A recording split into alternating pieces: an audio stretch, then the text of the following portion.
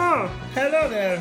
This is Chef Luigi Pomodoro coming to you live from Austin, Texas with Locadoro at home.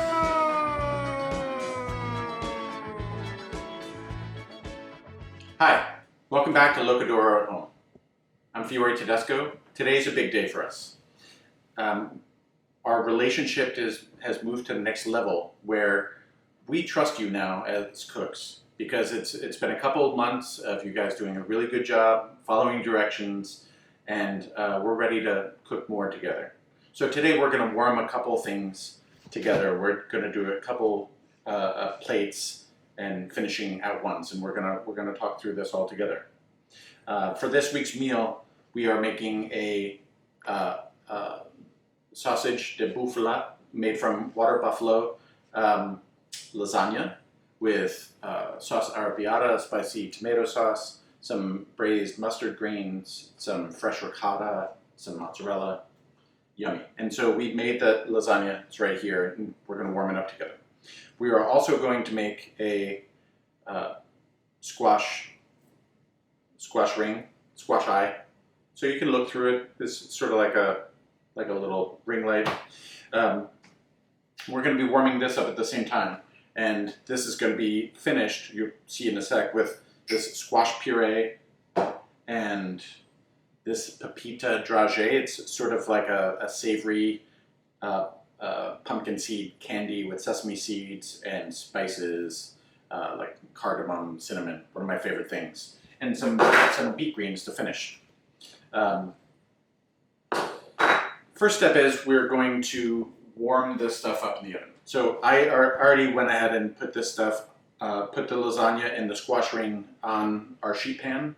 I've lined it with a silpat. I've lined it that way because the silpat is going to be the easiest surface to get the stuff off of. You could use a piece of parchment paper. You could also use a piece of aluminum foil. If you use foil, it's just going to be tricky. Once like the cheese melts from the lasagna, it just gets harder to take stuff off of. And this lasagna is fragile. And the main reason that I put the lasagna here for the start of the video is so I didn't have to do several takes embarrassing myself transferring pieces of lasagna. They're fragile. Yours are going to be a little less fragile than mine. But one important note, when you are putting the lasagna onto your sheet from the package that we're giving it to you in, there's a cut side here, right? And no matter what I do, I'm not using super glue, right? So it's not going to be totally bent. But what you want to do is make sure when you put this on the pan to start cooking, that you put that cut side next to the cut side of the other one. So they're touching, so that side is not exposed anymore. And then once you're done warming that, once the cheese and sauce melt together, it is likely going to be stickier and more bound and less likely to rupture and fall apart. It's what we do at the restaurant when we make lasagna like this and we're warming it this way. It's just one of the tricks to make it easier. So first thing we're going to do is, once you have your lasagna and your squash ring on your pan, you're going to go ahead and put it in an oven set to 375 degrees. Once you have that in there, it should be,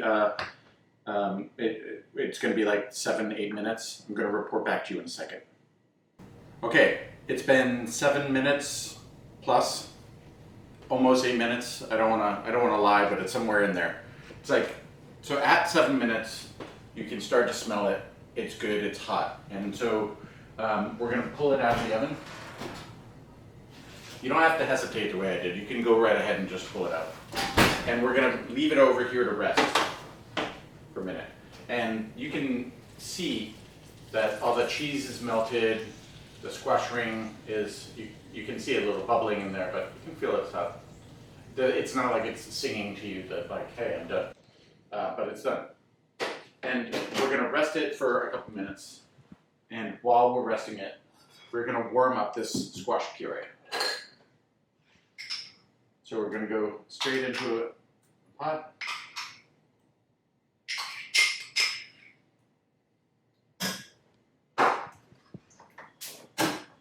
And put it on on medium heat. And there's a good bit of fat in there already, so that's going to help it stay moist, and you don't need to add anything else to it while you're warming it up. Just don't turn it up too high so as to scorch it. So while that's warming up, we're going to go to plate. We need one thing. You need some sort of spatula or offset spatula. I'm using a brave little utensil. This is not quite wide enough, but we're going to see how it goes. An offset spatula. If you have like one a little wider, or like a big old spatula, use that. But that's going to be really useful in getting our lasagna onto the plate. So I'd say let's first go ahead and put our squash ring onto this plate. And then we're going to take our time. And so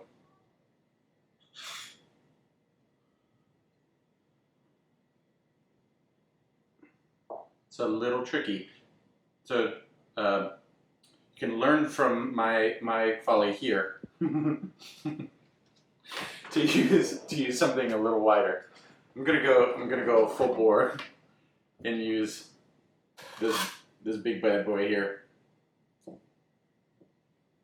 Because the sauce really wants to come out the other end, because it is a circle that is open on the back end. And so we're just going to plate that one. We've set it up so there's 4 pieces, so you can plate it for 2 pieces apiece.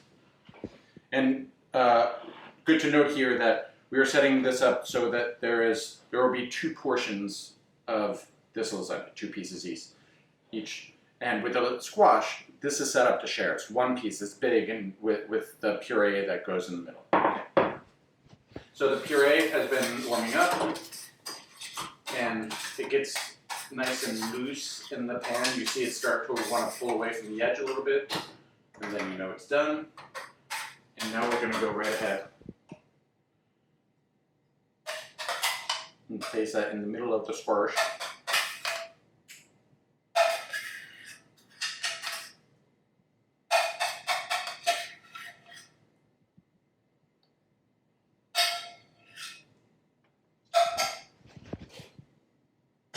This dish is inspired by one of our former cooks at the restaurant, who we call him the Big Squash.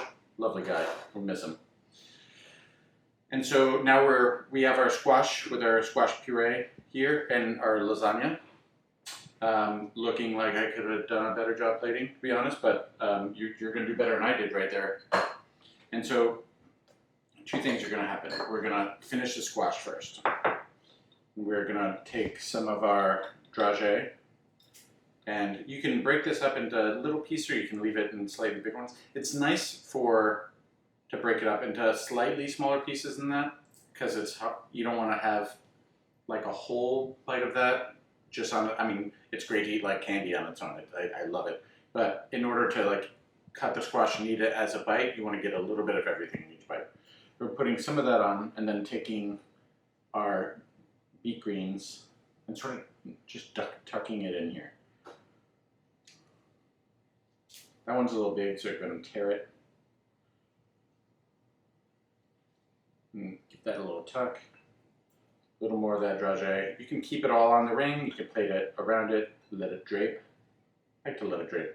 Looks like it sort of fell down from the sky. That part's done. And now we're going to take our mascarpone. So it's a whipped mascarpone with oregano in it, and there's a little salt and pepper.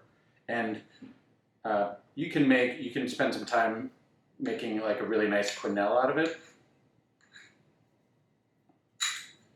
Or we put the portion in there. It is the right to divide it between 2. So you can divide a little bit between 2.